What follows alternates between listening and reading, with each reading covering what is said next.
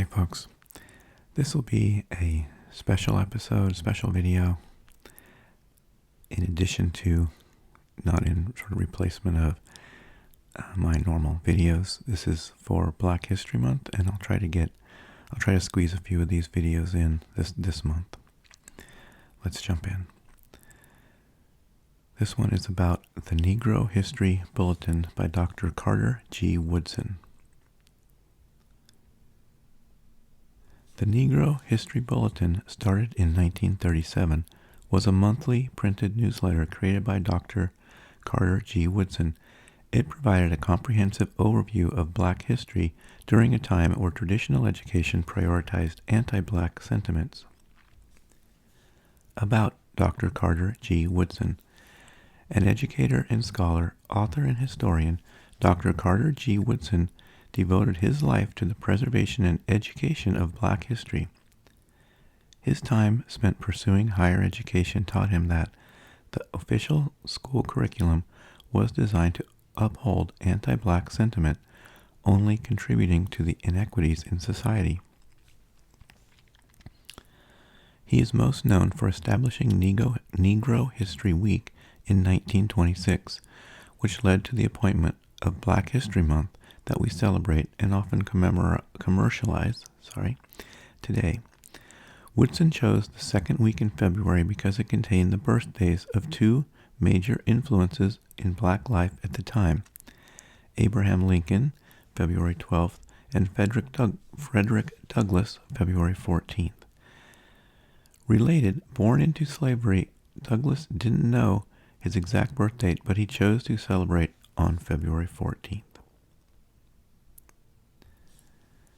But that's only one of the many contributions. He also founded the Association for Study of Negro Life and History, an organization committed to collecting records pertaining to Black America's past and disseminate the truth about African American history.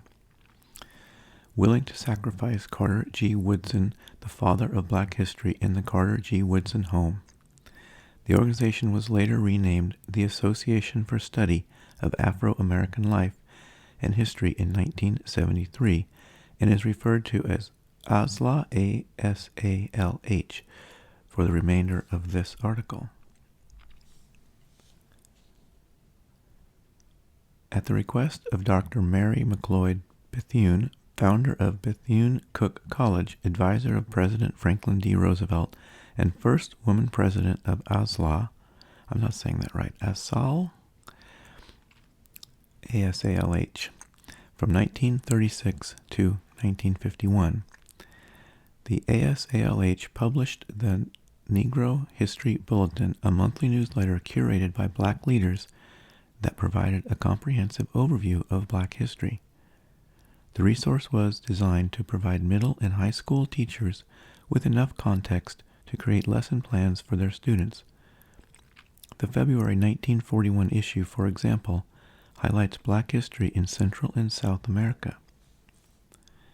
This work was accompanied by a series of Negro history clubs for Black educators and other individuals passionate about learning their history, annual conventions and celebrations to honor Negro History Week. Now referred to as the Black History Bulletin, this publication is still produced and distributed by the ASALH, but its mission remains the same. The publication centers articles on all aspects of Black history, especially those written with focus on 1. Middle school U.S. history, 2. High school U.S. history, 3. Teacher preparation, U.S. history methods. You can purchase the latest Black Family Theme Bulletin on their website. I'll include the links in the description. To this day, independent reporting and publishing is still a critical component of preserving and distributing Black history in America. The rise of digital newsletters like the one you're reading makes it easier for journalists, historians, and educators to disseminate useful information directly. Google Docs has proved to be a powerful way to share actionable resources related to protests. Physical bulletins, often referred to as zines or zines, are disseminating critical information on systemic injustices. And it's necessary because many school curriculums today still fail to provide a comprehensive overview of Black history in the U.S.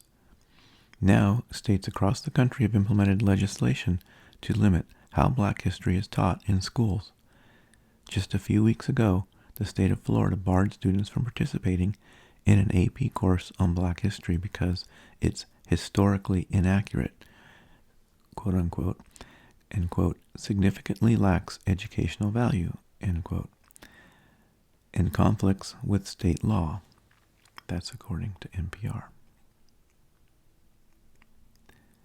So these videos will be short, like this one, and the description will include links to all the sources and places you can get involved. I hope you found it educational. Take care.